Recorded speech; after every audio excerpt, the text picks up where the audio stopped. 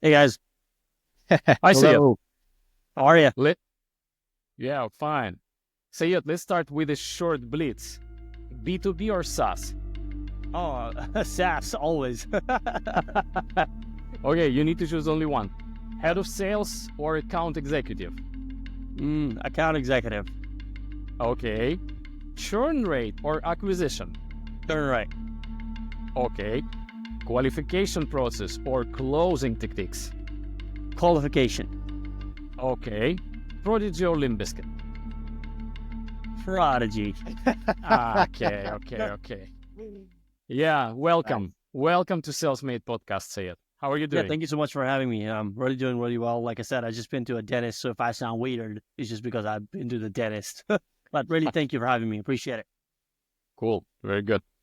So yeah, well, it's been a while when we're working together. I do remember that time, and I do Yeah, remember how right we on. starting first campaigns a few years ago. But it It was a was, long time ago. Yeah. yeah, but it was so successful. I do remember. Right on. Yeah. Good times. Cool, very good.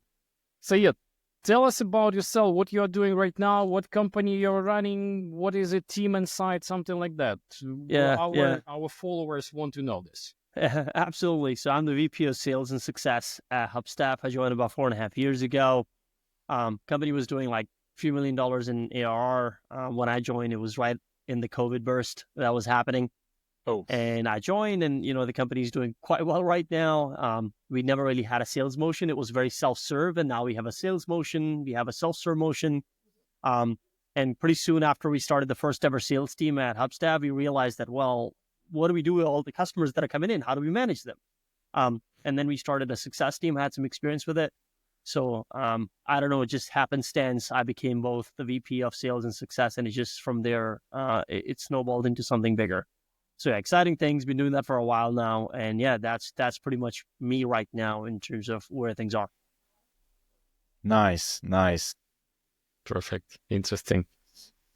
Yeah, see, it would be interesting discussion, I guess. So we have prepared some questions from followers as well, but Right on. you have a quite interesting journey in Hmm. sales, and I know that you can speak, I don't know, days about any of the processes, but we want to maybe guide you through some of the questions that we want to discuss with you, and based on this, we can move our discussion Sure. forward. Well, I mean, I'll try to be as helpful as I can. I don't know it all, but I know some, so I'm happy to share that. Ah, yeah. During my first question, actually, you choose SaaS business, so you Hmm. are focusing a lot of the SaaS businesses, correct? Yeah, I do. I love SaaS because, frankly, I mean, software for me is pretty interesting. It's something I have a lot of experience with. Um, and the amazing thing about software is that you can be anywhere in the world, right? And you can compete with anybody in the world because of the fact what you have to offer. So it's kind of like you don't have to be the NBA to be a shot caller. You can do that anywhere from anywhere in the world. You don't have to be in that league. So that's something for me personally really excites me is because it just breaks that barrier to entry and then people can compete and that just keeps things exciting. Cool. Very good. Okay, Sid, if we're actually focusing on SaaS, let's imagine the situation. The Mm, new head of sales joining company. mm. What you can suggest to this person? What 5 areas he or she need to focus on as a priority for the trial period, for instance, 3 months? Yeah. Well, I think the first thing is your mindset. You never go into a company thinking it's a trial period. No, it's not. It's your role. You've been hired. That's it. So that's the first thing is I would do is that I don't you don't go into a field thinking that hey I'm just here for one series. No, you're here. This is your time. And you got to prove it. So I don't mean that in a rah way. It's just that your mindset is pretty important. That you have to prove yourself, but at the same time, this is yours to lose. So I think mindset is pretty important. The other thing is start with the blank canvas. Does just try to see. You said it's a head of sales, so I assume that there is some sort of sales function already that is existing. Mm. To try to look at it and see what exactly is going on. I see it quite often. A lot of folks come in with their experience and they try to emulate that experience in the company. Sure, fine, but there might be SDRs, account executives, account managers that are used to doing things a certain way. But if you come in with the approach, I'll change everything, it might not be good for morale. It might not be good for the company overall. So the first thing you're going to want to do is soak up everything you possibly can. Mhm. That is why the head of sales, and when you join a company, you spend, I don't know, 60, 70 hours working every single week. It's because you're trying to absorb every single data point, what works, what doesn't work. And you're literally on the sideline trying to figure out what exactly is it that is going right and wrong. And then you're filtering that information through your experience. So that's pretty important. Start with a blank canvas, no assumptions, come in and try to see what is it that is working, what exactly is not working. Number 3, which is pretty critical for me, is that use that blank canvas now to spit out what an ideal process, game plan, workflow would look like. Mm-hmm. And that for me is pretty important, because if you don't have that, like, how are you going to go about implementing it, right? The 4th, naturally, is just implementation. You said 90 days. That's plenty of time to try to figure out whether or not, hey, like, we're numbers, you're in sales. I've been doing sales for a while now. And the one thing I like about sales is that it's very numbers driven. You don't have to talk much. Just follow the numbers. You'll see the conversion rate or close rate. You can see the CAC. You can see the CAC payback. You can see the amount of leads you need to get to MQL to SQL, SQL to opportunities, how many demos you're doing, so on and so forth, right? You can start to figure out where exactly are the things where things are falling through the cracks, so to speak. So with that blank canvas, I think implementation is pretty critical. Not that you've figured everything out, or at least start proposing ideas like, hey, this is what I got to do. But here's where people make mistakes. You're not just proposing ideas, you're implementing changes, and you have to stand by them, and you have to make sure that those are successful. And they will only be successful if you have the buy-in from the team that is existing, the one you have right now, your SDRs, your account managers. So it's pretty critical to come in with the perspective of, I'm here to help. My job is to help you make more money. And you truly have to believe that, and you truly have to do it. I want to make you more money. I want to help you hit your targets, and I want you to be a better, greater sales rep than you currently are. Let me help you. And the reason why I can say it is because, well, I've been doing this for 13 years. I worked at X, and X. I have some experience. So I'm coming in from that lens. Like, I want to make some magic happen here. So that would be the 5th thing, is the culture side of things, right? Like, what exactly you should focus on. You have to focus on the culture. No strategy in the world is going to mean shit if you don't have the culture and the people to back you up. You can be the best of the world, but if you don't have people running those playbooks and running it right, no, that cake is not going to bake. So if anybody's going in a company, they're just starting out, these are the 5 things that I would focus on 100%. Nice. From my opinion, most of head of sales, immediately involved once they started, is just hire or fire someone because this is the person who can take this responsibility, or a C-level expect immediate results in terms of new sales. Yeah. But like from what you said, I'm truly agree, because you bring a new sales infrastructure, you bring a new mindset, and you adapt your mindset into company culture. And then if it's match, you will start bring fruitful results. Yeah, Absolutely. What you said is perfect. And like, there's one thing I didn't say, and I expected that if you're joining a team as a head of sales, you have already aligned yourself with the C-level team, or your CEO or your manager. If you're doing a shitty job at that, I have to tell you, that trial period is going to end with you getting kicked out of the company. So like, that for me is a non-starter. Like, when you're joining a company, you have to make sure that the expectations are aligned. So we don't pull sales out of thin air. It doesn't happen like, oh, get me $1 million. Well, how would that work? From which hand? Like, right. Like, I want, I don't know, 150,000 in MRR, new MRR. Great. Tell me what you're closing right now. Or we're closing $5,000. Well, okay, so you're expecting me to do 1,000% job. How would that work? So I think it's about asking questions and aligning yourself, but that should happen before you join the company, not after. Because if you're aligning expectation and trying to learn, implement, make sure everything goes, you're not going to be able to do both. You're playing a tug of war both sides. It's just not going to go anywhere. Yeah, absolutely. What I really like, one of the points that you said regarding the buy-in from the team, how they accept the changes. And sometimes I see that there are some maybe challenges that comes from the team if they are not ready to change the processes. And what actually some of the suggestions and why such things could happen inside of the team if they are not ready to change, because you're a new person in the organization. and you make some analysis, you put this new mindset, okay, but they are not ready to change. We see a lot of this stuff right now in the teams, actually. Yeah. Well, it's not just in sales. It's in every department. Yeah. Imagine somebody coming in. I am resistant to change. If you tell me to stop eating my breakfast and eat a different type of breakfast, I would push back. Yeah. If you said you work out, you're a morning person and I'm an evening person, and you ask me to flip it, I will of course change. I will be resistant to that. So the change, I think, is pretty natural. My concern here is that, and this is where I read somewhere like heavy is the head that wears the crown. So it is your responsibility. And now you don't look at it from the perspective of, oh my God, I'm going to fire this person. It's going to cause problems. I've never done. People are open to voice their opinions with me publicly. I don't mind. It's a leader's job to make sure that everything is extracted and then presented in a way that makes sense and no complaints are given right after. Like, okay, that makes a lot of sense to me. Even if I don't agree with you, it does make sense. So first thing is to just have to accept it, that people are going to push back and some things are just not going to be accepted. The problem is that a lot of the folks tend to do like revolution over evolution. I'm not in that group. It's all about evolution. If you come in and I tell you stop cold calling, stop cold emailing, stop doing the demos your way, you're essentially throwing a lot my way to go ahead and stop. But what you could, for instance, try and do is say, hey, well, Syed, I would love for you to go ahead and try this template, man. Like, I would love to be able to do that. Would you like me to be on a call with you? Maybe we can double tag this together and see if we can close this prospect. Dude, I loved your email, and I'm not trying to BS people. I do love the way you're doing it. I think if you add this, it would improve. If you add a deck to your demo, it would help you improve and come off a little bit more professional, a little bit more prepared. I saw you follow up with people right after the demo.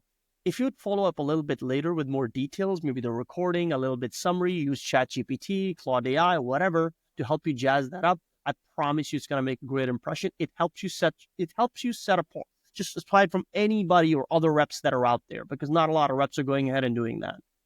That's the approach you need to take. Not that that person is trouble, like you said, fire them or not. No, people are resistant to change, and that's okay. It is your fiduciary responsibility to make sure that you get everybody behind you and walking in the right direction. And that right there is why head of sales make the big bucks. That's why the head of sales tenure is 14, 15 months, because it's just a hard job. Because salespeople are headstrong, they're motivated, we got egos kicking in all over the place. There's a lot of, that's just how it is. We hit targets, we hit goals, we think we're the shit. So you have to treat people with a lot of finesse. So that's where the management skill comes into play. Yeah, absolutely. So the takeaway, it takes time, it takes energy, and it takes good leadership and explanation why it makes sense to the person, and appreciate a resistance level back. Yeah, absolutely. And be down in the trenches. I close even today. I'm a VP sales. I manage a team of 20, and I, to this day, close. If the deal guy need to go ahead and create a proposal, I'll do it for you. I was working 11 p.m. last night. Somebody needed a proposal. I did it. Not because it's beneath me. Absolutely not. Because it's a team job.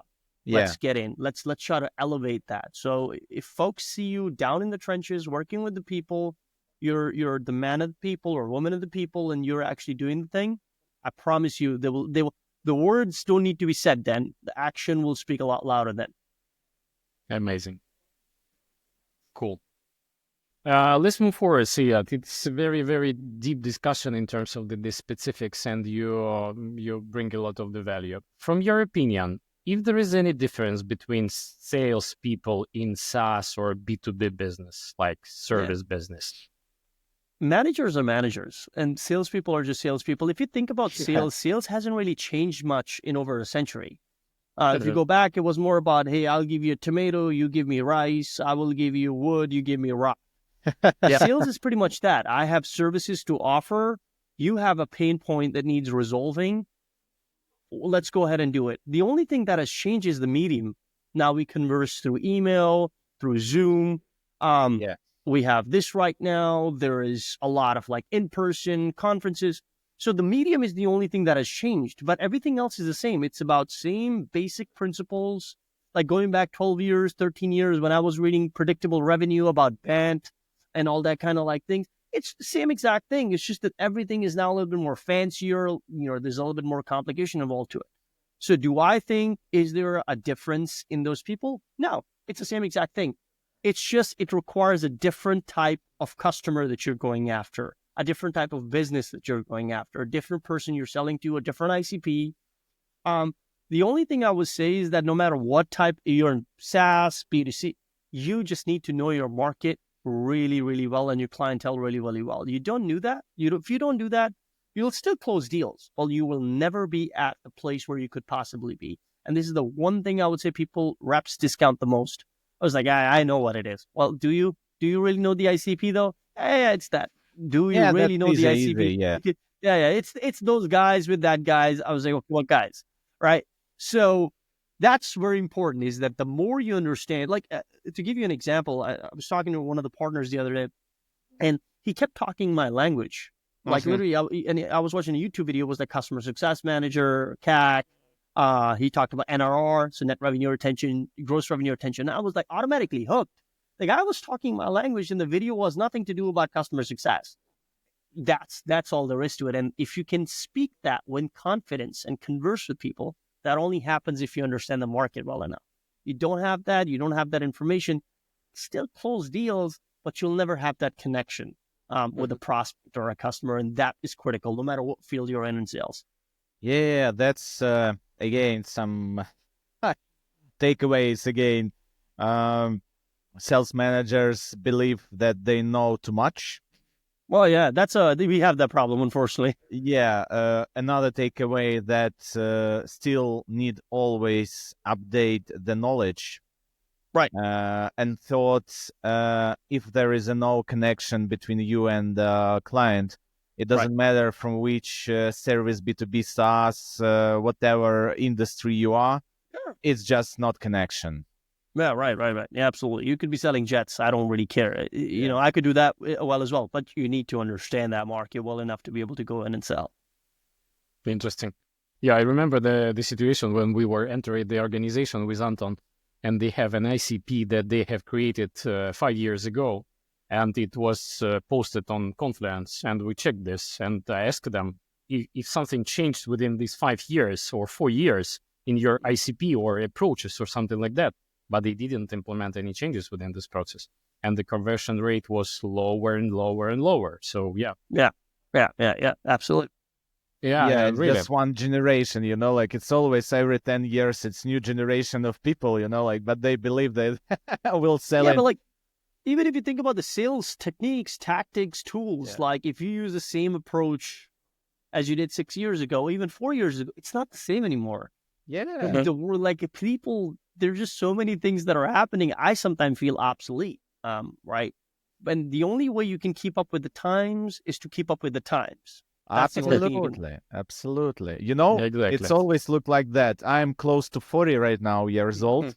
And when I jump to the call, when with me some kind of client, 21, 22 years old, they just looking for me like a grandpa, like and once I started to sell, and they're like, oh my God, about what this person is telling right now, I'm not understand. And this, right on. Yeah, and this is a big gap. And if you're not understand that between your ICP, could be a big gap. Again, your conversion is show everything. Yeah, absolutely. 100%. I agree with you 100%. We were discussing a lot about the salespeople and how they change along the way. But Syed, we noticed one of the tendency we actually don't like, but we want to know your opinion. A lot of new generation salespeople, they think that artificial intelligence, AI specifically, could be a game changer, and its game changer AI could start the process from the research, creating an ICP, crafting an email, starting outreach, and then close the deal. So they do not do anything. But then they faced with the situation when they come into the intro or discovery call, and they do not perform because AI performed everything before this call. What is your opinion on this? Yeah. Look, I love AI tools. I love, like I said, ChatGPT, Claude AI. I was talking to somebody the other day, and they said something pretty smart, which is AI is not going to take sales reps' jobs away, but a rep who utilizes and uses AI is going to take the job away of a rep who does not. So I truly believe that this is the same exact thing as it's been in the past. It's just a tool. Like we used to have like Yesware in the past. I remember like 10, 12 years ago, I thought that was a game changer. You could just fire off emails to people, right? There was Hunter.io, where you can grab emails from people on LinkedIn and just firing out. And that's the next big thing, is that you can go ahead and do that. Similar to that, we just have a tool right now. But it is just that. It is a tool. The tool is pretty much how you go about using it. Can you make use of it in sending summary emails, making your tone of the email a little bit better, help connect with people? Sure, you can. But you also have to understand, if you're using it, 1,000 other reps are using it too. So your tone might be monotone, similar to the ones that other people are sending it out to. So we're back to square one. So do I like these tools? 100%. But selling, at the end of the day, still is about relationship building. Sure, using an email through the AI or AI tool can get you in the door towards a meeting, like you just said. But at the meeting, it's still very much you performing, right? Mm-hmm. You still have to show the product. You still have to learn about the prospect. You still have to know their use case. You still have to try and figure out whether or not they will need a trial. Maybe there's multiple POCs involved. Maybe they will need to go through a procurement process. Are they looking for different vendors? What vendors are those? Why they're looking for those vendors? Have they used a vendor in the past? I can't do that for you. It can help you summarize all that information, use that as ammunition later on in the sales process. But at the end of the day, it's the sales rep's job to be able to make sure that they navigate through all these different mines or landmines that are there. So if you have 100% relying on a tool, expecting you to close business for you, that's just, I don't see that happening anytime soon. In a self-service, small, very SMB type of business, very transactional, sure, there's a place for that. But if you have a sales team, I'm assuming it's higher ARPU, higher ACV transactions that you're doing, that naturally will involve the step where you need to come in, just stand in front of the mirror and you just have to do your spiel. That's never going to change. I don't think so that's going to change with the tools of AI, because AI is just like the data being processed through, it's just like a language model, right? It's vectors of information that is being pushed out. Sales rep, there is that uniqueness to it, and I like to think that this is something that's not going to go anytime soon. Yeah, that's true. By the end of the day, I always feel that I'm fully artificial, like right. I need a beer or juice, I don't know, something like that. That's what makes you human. Yeah, exactly. Syed, another question could be based on our previous discussion. So what are the top 3 skills that sales should focus on 2025 from your perspective, taking into account all of these tools, etc., blah, blah, blah? Yeah. I think like the fundamentals they never really change, right? Like it's kind of like people tell me, I have a buddy of mine and he loves going to the gym, and he's like, sure, there is like protein bars and protein shakes and all these kind of new equipments, but the fundamentals are your fundamentals. You still have to go to the gym, right? You still have to have a good diet. You can't eat McDonald's every day and expect to build a great body. Discipline, Yeah, that's all there is to it. Like rightfully put, discipline. So I think the top skills are still the same. It's consistency. Like think about you and I, we're all done demos, right? Demos is the same shit over and over and over and over and over and over again, 5, 6, 7, 8 times a day. Those emails are the same emails or follow-ups. Hey, just wanted to check in with you to see how things are going. Are you right? It's the same thing. And if you're not willing to do that consistently, I'm sorry, this is not. Sales is just one of those businesses where you cannot give up. You have to be consistent. You have to show up and you have to deliver. Learn to sit, learn to just kind of hear no all the time. So like the thing top skill for me is pretty much going to be consistency. The other one we have already talked about, AI. So what I would say here is that be open. Mm-hmm. If you're stuck in your ways, it's kind of like, I think I was watching this documentary where Elon went to pitch his company. I think it's called Zip2, where they catalog all the businesses, and that's going to take over what, a yellow book or yellow pages is. And the guy said, how in the hell are you going to replace that? If you have that mentality where you think the technology is not going to take over, and it's not going to be able to do things efficiently for you, like you're out of place. Yeah, so you have to be open to try different things. I don't like them. Like sometimes it's been like, oh, really, that email? I don't feel like I worked on it. It's 5 minutes. Like I didn't type it.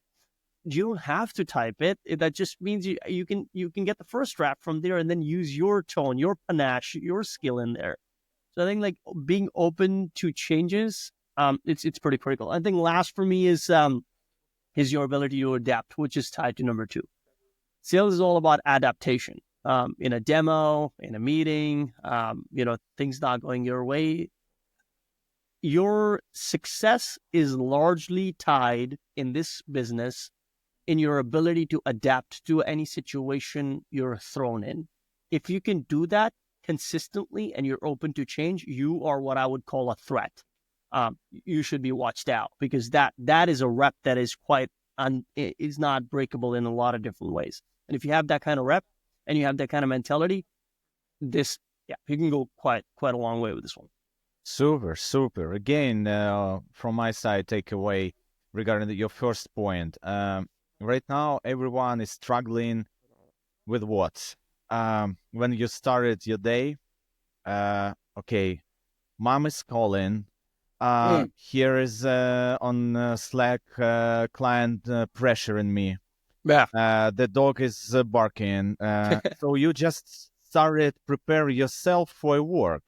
Yeah. And if you can, and you can again organize your environment that you can focus on your work, which is bring discipline, which is bring consistency, to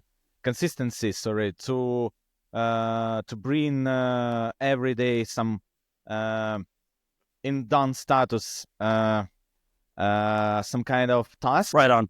Yeah, that's, I guess, absolutely challengeable right now situation for everyone because we have so much noise around, and just to focus on only one thing, it's a big headache.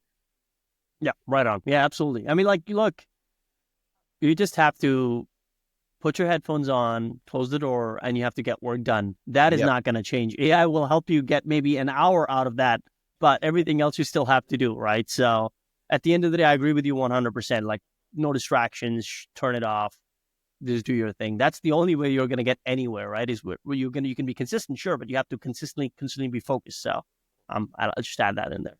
Super, guys. fantastic. Let's get back a little bit to SaaS. Because we started from this as well. Because regarding all of this stuff was really interesting, but want to cover this as well. What is a typical, from your opinion, closing rate in SaaS business right now? Yeah, well, it already depends, right? Like where exactly you're looking at. Like I've seen teams like our team, for instance, we're operating around upward 60%, like higher 60%, which is fantastic. Yep.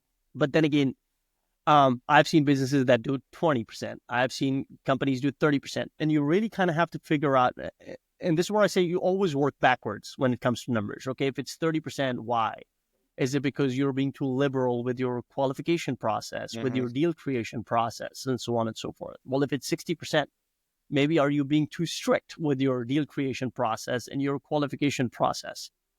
Right? That's kind of like the critical thing. But any conversion rate you might have, you kind of have to look back at it. Like, what exactly is the channel that you're going about doing sales in? Is it outbound sales?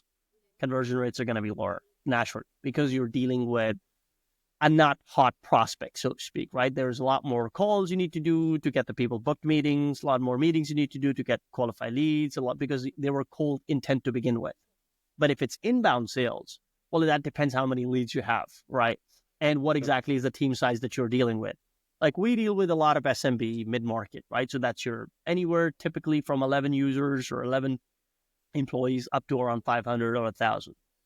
Typically, you will see a lot smaller or a lot more transactional sales in here, which usually means that you will have a quite high conversion rate because a customer paying $400 a month might be very easy to close or semi-easy to close, but one paying $4,000 has to take in a lot of things into consideration, right? So it really just depends on the market you're operating in, what type of sales you're doing. Is it inbound? Is it outbound? Is it partnership? What exactly is it you're doing? And who exactly is it that you're selling to, right?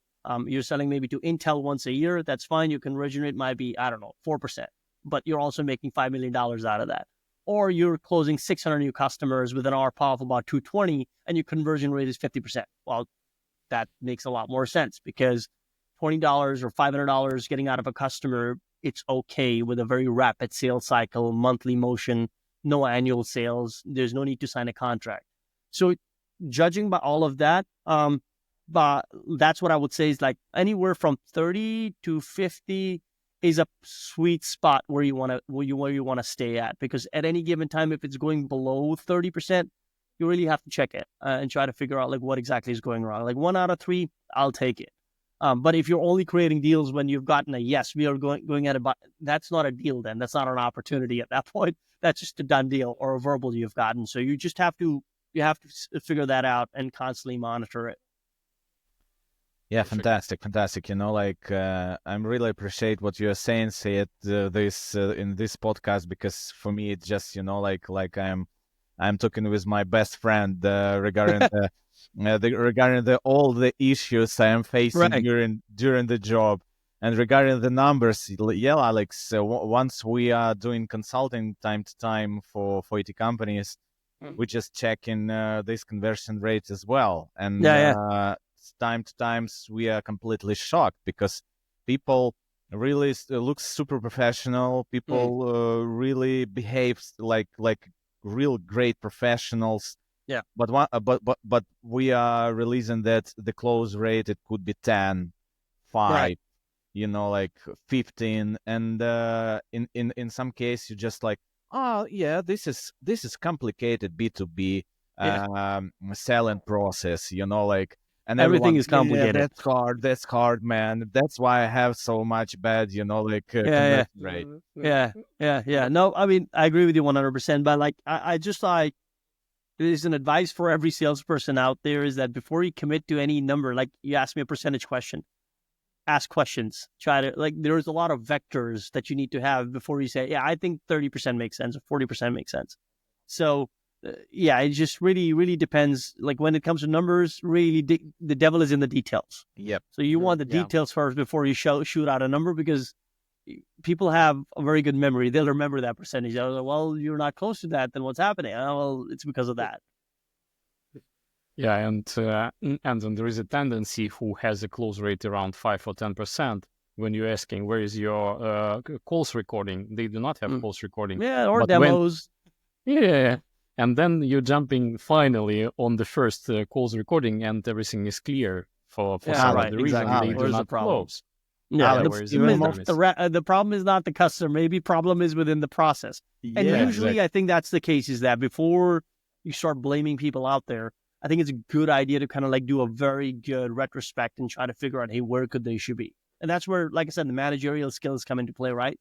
Like we all want to improve the conversion rate. Let's dig into what the problem is. Absolutely. I'm just want to add some notes regarding Alex's thoughts, because it's where is your call recording? Okay, missed. Serial notes missed. I said like, okay, to whom you will be following up just to grow your conversion. I have a Google Sheet file. Okay, no. Let's open it. Open a Google Sheet file, and the last updated record is just a couple of weeks. I said, okay, you have all your clients in your head, remembering what need to do, like how many clients you can recognize, like 3, 4, 5, like during the 1 second, like, okay, if you have 25 clients. Yeah, exactly. And we're asking why company is paying for Salesforce. We do not understand why you have a CRM system. Salesforce is such a, like, you know, you're absolutely right. If you're using a tool and you're not using it to your, like, we use HubSpot and we have, I think, like 600 workflows. Jesus. I mean, we are, and then we have data porting over into Tableau, into Metabase, and that's exactly all there is to it, right? Like if you're not milking every single aspect of it out, you're not using the tool to potential, and probably not going to be doing great in terms of your sales. So yeah, I mean, these all things, these are like conversations that I can talk about hours. Like companies make mistakes, but you know, you just have to learn. So when during the blitz, you were answered, if I'm not mistaken, churn rate vs acquisition, correct? Yeah, absolutely. Yeah. Why? Why you will be focusing on the lower churn rate vs acquisition new customers? Yeah. Well, because the thing is that there's only so much. It is easier to grow a dollar from a current customer than it is to go ahead and acquire a dollar. Yeah. That's just basic math at the end of the day, right? Because a lot of the business, think about it, they're so reliant on Google, like organic, paid ads for Google. And Google can go ahead and change the algorithm tomorrow. And that's what they do. They change algorithm, and then turns out you were at second position, now you're at 16th. Well, the difference between second and 16th is quite a lot, right? Yep. They say, like, if you want to hide a dead body, you hide it on the second page of Google. Nobody's going to the 16th page number to find out, oh, there's a company that does X. Well, no, that's not happening. So the point is, if you're reliant so much on that, your go-to-market motion is so reliant on that inbound function or what have you, there's a lot of changes that could happen that could destroy your numbers. So I think, like, closing deals, fantastic. You should absolutely focus on that. You need new healthy MRR coming in, new healthy dollars coming in. But what you really need to focus on a lot is your retention. Because think about any SaaS business out here. Whatever company you pick, no matter what area they're operating in, there's 5, 6, 7, 8 different tools out there competing for the same exact type of customer. And now we have tools like these AI tools that can build that business up within a day or two. Literally, they will do the coding work for you too. Yeah. So the barrier to entry is so small and so little right now, is that every time all these competitors are propping up and the market is getting more and more competitive. So you need to make sure that you're retaining that customer. So the churn rate is pretty critical, because you can be close. Your close rate could be 80%. But if your churn rate on a month-to-month period is 5, 6%, your gross churn or your logo churn, you're not going to stick around for very long, because it's you, whatever you're closing, it's all, there's a hole, there's a leaky bucket. So in the predictable revenue, what we talked about, the leaky bucket was your funnel. Now the leaky bucket is actually the bottom, which is the right-hand side of the bow tie, is retention. If you don't have retention in control, it's kind of like driving a car with a hole in your fuel tank. Yeah. Well, sure, you'll drive, but you're not going to go that far, right? So that for me is pretty critical, is churn rate. Yeah, we passed exam during this pod, so yeah, I'm really grateful again, Syed, for this feedback regarding the churn rate, because in IT company business is most focusing on acquisition. Right. But once you said, like, hey, the most simple and profitable way to grow your revenue is just focusing on your current clients. Yeah, talk to your customers, 100%. You'd be surprised how many business owners that I've spoken to have never spoken to their customers. I was like, what? Guy, you have to go speak to your customers, for Christ's sake. Like, oh, churn rate's a problem. Great. Have you tried speaking to your customer? Yeah. Maybe you're not developing something, right? Oh, no, they need those features. How do you know they need those features if you haven't spoken to them? So, like, these are just basic things, right? But you have to just kind of focus on. But yeah, churn, the right-hand side of the bow tie, extremely critical in SaaS, now more than ever before. Super. Amazing. Alex, let's shoot the final question, and we wrap up with a pod. Yeah, Anthony. Yeah, I'm actually want to have these couple of minutes, because it's my question. I want to ask Syed, how do you choose people in your team in sales? What are you focusing during what you are focusing on the interview? This is my personal question. I want to know your exact opinion as a professional. Yeah, I don't know if you're gonna like my answer very much. Look, I believe that there is if you want to work in sales, you will have that skill set. You can speak, you can converse, you can make people feel good about themselves, and you will have that fire in you. That, I think, anybody here in this meeting can spot that. You can spot that person's energy just flow through the Zoom call. So that obviously is a given. But what I look for, frankly, and it takes some time, is if I'm working with an adult. That's it. That's the only thing what I look for. Is that, are you an adult? Because if you're an adult, we can work together. Because adults know exactly what needs to be done. And I don't mean that like you're 18 or 20 or 25. I don't care. Are you an adult? And we will get along very well if you know you're going to keep your head down, you're going to do your job. Like mentally, and you're not. mentally. Right, Yeah. mentally you're an adult. Like, you know what you need to do, and you're not going to be afraid to speak up. Like, people are like, oh, I didn't say that. Well, say it, because I don't have some magical way of finding out what's in your head. speak up. Tell me what it is. That's what an adult does. They have a problem, they speak up, they raise it. And that's what I look for, frankly, is that if that person has that quality, and that takes a couple of interviews to try to figure out, possibly go out, have a meeting with them in person. But if you were to ask me top quality that I look for, that's it. Because your attitude, I can't change. Skills, I can teach you. I can teach you how to sell. Selling is not that difficult. It's not like this is some sort of like a esoteric godlike feature that only you and I possess. Everybody can sell. You just have to get there. Sure, you have to have a certain extrovertic nature of yours, but if you're not an adult, there is no way we will be able to operate, at least in my team. You need to be able to come in with your head right. Great. Fantastic feedback. Yeah, fantastic feedback. Syed, last question. A lot of new salespeople coming to the industry every day. What we can suggest to them from the education point of view? What we want them to focus on? I don't know, courses, I don't know, mentors, books, everything. Yeah, there's so much though. Like if you think about it, right? There's just so much. I kind of feel like that we have so much information and available to us and access that, and nobody's getting smarter. Kind of like I kind of feel like there's food everywhere, but nobody's hungry kind of thing. So I don't know if there is a course that I would recommend. I don't do courses. I am not a huge book reader. I just read books about like general other things, but not really about sales. I try to keep up with the news and everything and try to figure out what's happening in my circle.